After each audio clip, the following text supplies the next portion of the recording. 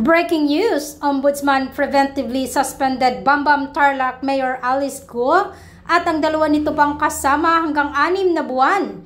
Sinuspindi ng Office of the Ombudsman ang mayor ng Bamban Tarlac na si Alice Guo at dalawa pang opisyal ng lokal na pamahalaan ng hanggang 6 na buwan.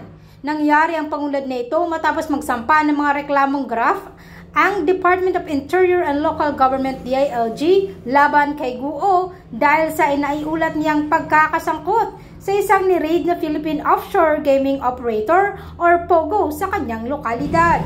Ayon sa DILG, ang mga reklamo inihain sa Office of the Ombudsman noong Mayo 24 at nagugat sa pag-i-issue ng permit sa Hongsheng Gaming Technology Inc.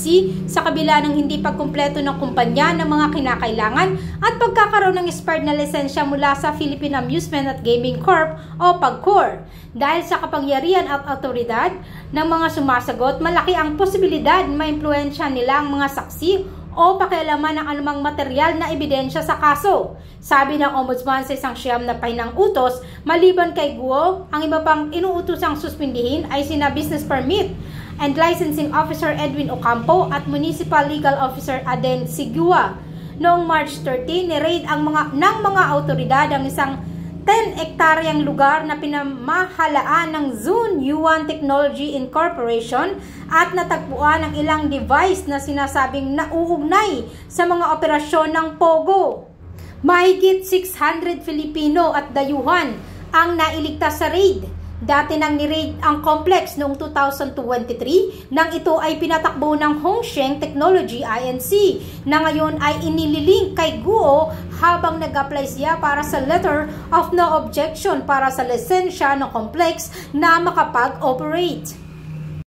The foregoing considered, this office finds sufficient grounds to preventively suspend Alice Guo, Edwin Ocampo, and Aden Sigua, considering that there is strong evidence showing their guilt, that their charges against them involves grave misconduct, conduct prejudicial to the best interest of the service, and gross neglect of duty which may warrant the removal from the service, the Ombudsman said. Dagdag pa nito, their continued stay in office may be prejudice the investigation of the case filed against them.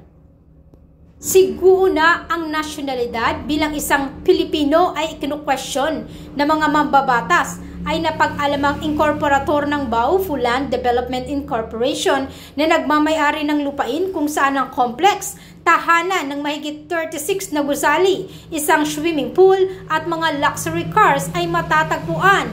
Itinanggi ni Guo ang mga link sa operasyon ng POGO. Para po sa inyong opinyon, maaari po kayo magkomento sa ibaba. At kung bago kayo sa aking channel, huwag kalimutang mag-subscribe at i-click na rin ang bell button. Maraming salamat po!